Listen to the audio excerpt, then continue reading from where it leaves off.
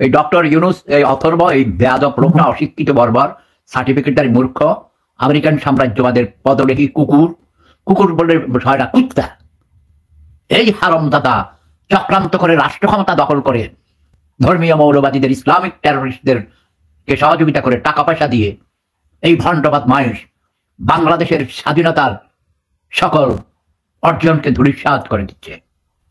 বাংলার মানুষ এখন হাড়ে হাড়ে টের পাচ্ছে যে আমার হাসুয়া পাহাড়ে ধর্ম তো বড় রত্ন ছিল, জাতিটাকে একটা শান্ত স্বাভাবিক অবস্থা ছিল। যে ইস্কন তারা তাদের কথা বলে, তাদের জিকির করে হরে কৃষ্ণ হরে রামা হরে হরে রামা রামা। আমার জন্মের পরে শুনছি, আমার ঘরের সামনে পাড়ায়, হিন্দু পাড়া, তারা ঢোল বাদ্য বাজায়, তারা পূজা অর্চনা করে, হরে কৃষ্ণ হরে রামা করে নাচে। হ্যাঁ, নাচতো সবাই, কি সুন্দর নাচে তাদের উঠানে, নারী পুরুষ সবাই, তারা তাদের কাজ করছে, কোনো দ্বন্দ্ব ঝগড়াঝাটি হয় নাই। মুসলমানরা আমরা আজান দিতাম, আমরা আমাদের মতো কাজ করতাম, আমরা গরু জবাই করতাম, কোরবানির সময় করি, এখনো করে। গতকালকে আমার বড় ভাই মরহুম শামসুল হুদা মজুমদার, শামুদার 40 দিন পূর্ণ হয়েছে, এটাকে বলা হয় 40 ইসলামী নিয়ম অনুযায়ী মিলাদ মাহফিল, কোরআন খানি, কাঙ্গালি ভোজ, এগুলো হয়েছে, অনুষ্ঠান হয়। হিন্দুদের 12 মাসে 13 পূজা পার্বণ, ভালো লাগে ওদের সাংস্কৃতিক কর্মকাণ্ডগুলো, আমার খুব ভালো লাগে। আমরা উপভোগ করেছি, আমরা দেখতে গেছি, তেমন না, ঠিক না বলেন? পূজার সময় আমরা গেলে আমাদেরকে নাড়ু দিত, নাড়ু, নারকেলের নাড়ু, নাড়ু দেখেছেন, সন্দেশ, বিভিন্ন ধরনের ওরা মিষ্টি তৈরি করে, তারপরে মুড়ির সাথে কত কিছু মিষ্টি জাতীয় মিশিয়ে, হ্যাঁ, আপ্যায়ন করতো। আমরা যেতাম, আমার বাপ দাদারা যাইতো, মুরব্বীরা যেত, আমরাও যেতাম। তারাও আমাদের বাড়িতে বিভিন্ন অনুষ্ঠানে আসে, বিয়ের অনুষ্ঠান হয়, সেই ওদেরকে গরুর মাংস দেওয়া হয় না, ওদের জন্য আলাদা রান্না করা হয়। এমনকি কিছু কিছু যারা শিক্ষিত হয়েছিল গরুর মাংস খেত, কোরবানির ঈদের সময় আমাদের বাড়িতে এসে কোরবানির গরুর মাংস খেয়েছে, ঠিক না? সাখাওয়াত আলম মুবিন লিখেছেন, আমি জানি তোমাকে এত টেক্সট লিখবে না করেছি, তুমি বিরক্তিকর, ওকে মিস্টার মুবিন, তোমার সমস্যা আছে, তোমাকে যেটা নিষেধ করা হয় তুমি সেটা বেশি করো, আমি বিরক্ত হই, আই ডোন্ট লাইক ইট। কথা নয়, কথায় নয়, কাজে বড় হতে হবে। কথা নয় কাজ, মঞ্চ নয় মাঠ, আমরা কাজ করে দেখাবো। ওই যে একজন লিখছেন, হ্যাঁ দেখেছি, যদি ধর্ম না থাকতো তাহলে অনেক সুন্দর হতো, তাই না দাদু? ইয়েস, কারণ ধর্ম, এই ধর্ম বলে আমার ধর্ম শ্রেষ্ঠ, তোমার ধর্ম খারাপ, তুমি কাফের, তুমি মুসলমান হও, জোর করে মানুষকে ধর্মান্তরিত করা হচ্ছে, সামাজিক নির্যাতন করা হচ্ছে।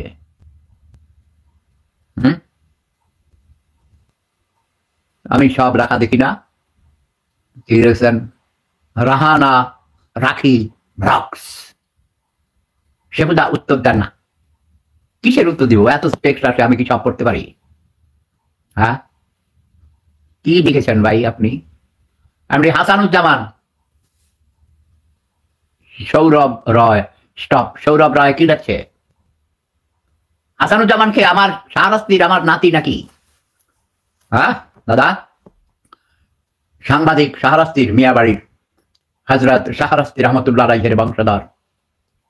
আচ্ছা, তোমরা এগুলো শেয়ার করো, শেয়ার করো।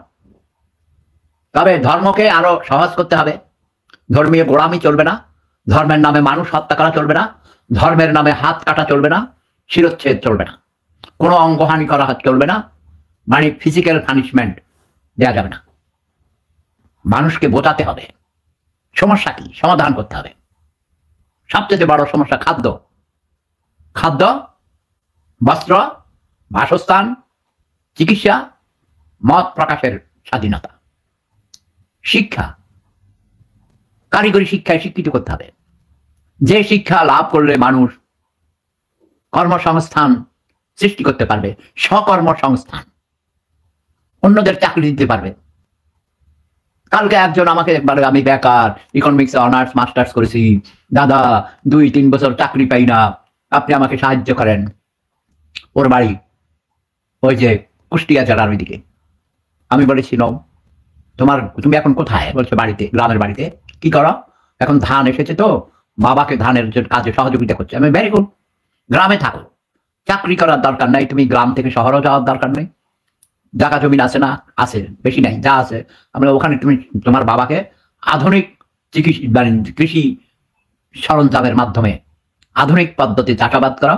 পুকুর আছে না? আছে, পুকুরের মধ্যে মাছ লাগাও, মাছ মুরগি গবাদি পশু ও শাকসবজির বাগান করো, স্বনির্ভর হও এবং বিবাহ করিও না।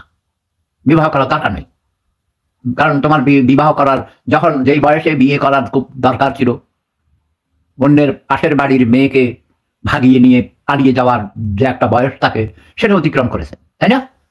বিয়ে করার দরকার কি? বিয়ে করার দরকার নেই। গয়া বিবি রাজি, কেয়া করেগা কাজী। প্রেম করো, উৎপাদন করো, ভালো খাও, ভালো পড়ো, বান্ধবী নিয়ে থাকো।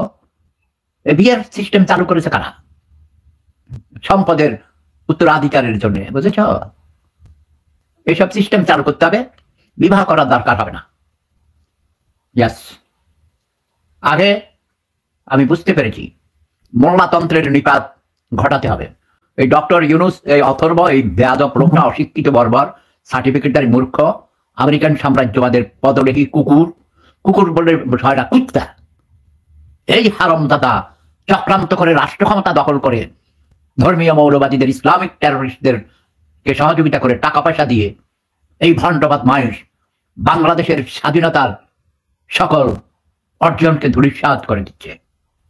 বাংলার মানুষ এখন হাড়ে হাড়ে টের পাচ্ছে যে আমার হাঁটু আপা কত বড় রত্ন ছিল, জাতির পিতাকে হত্যা করে বুঝতে পেরেছে। ৭১ পরাজিত ঘাতক রাজাকার আলবদর আল শামস কিছু রাজাকার প্রবাসে বসে বসে ইউটিউবিং করে মানুষকে উত্তেজিত করে, এবং দেশের মধ্যে কিছু উচ্ছৃঙ্খল বেকার যুবক যাদেরকে নারী এবং টাকা দিয়ে, নেশা দিয়ে বিভিন্নভাবে তাদেরকে নেশাগ্রস্ত করে পাগলা করে দিয়ে মানুষ হত্যা করে তারা ক্ষমতা দখল করেছে।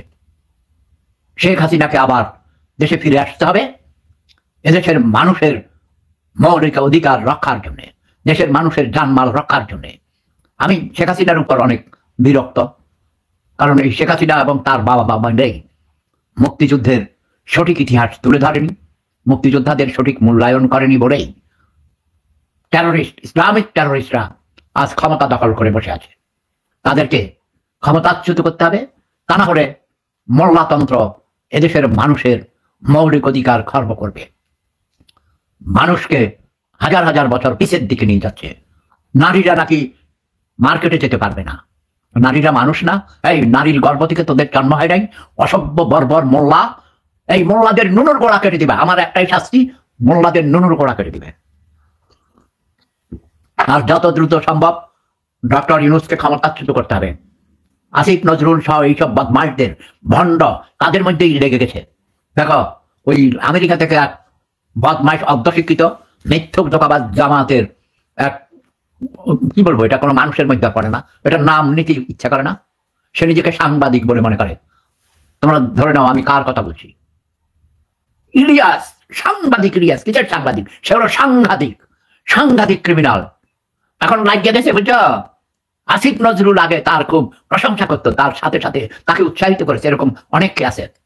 আর কাছে পিনাকি ভট্টাচার্য ভাই, এই হিন্দু মাল, চোরের গোষ্ঠী চোর, বাংলাদেশে অনেক আকাম কুকাম করে লাত্তিউসটাকে প্রাণের ভয়ে বাংলাদেশ থেকে পালিয়ে গিয়ে প্যারিসে গিয়ে সেখান থেকে সে চক্রান্ত করছে। আর অশিক্ষিত বর্বর গরিব মানুষরা তোরা এসব ফালতুদের কথায় নাচস। হ্যাঁ, এখন খাস না কেন? আজকে কয় বেলা খাইছ? এই মূর্খের যাত্রা, গরিবের যাত্রা। আরে তোদেরকে নিয়ে কথা বললো আমি অসুস্থ হয়ে যাই, আমার হার্টের মধ্যে এই অপারেশন হয়েছে অগণিতবার, মাত্র 5 মাস হয়েছে। আমার ডাক্তারের নিষেধ কথা বলা, কিন্তু তোদের কষ্ট দেখে আমার কষ্ট হয়।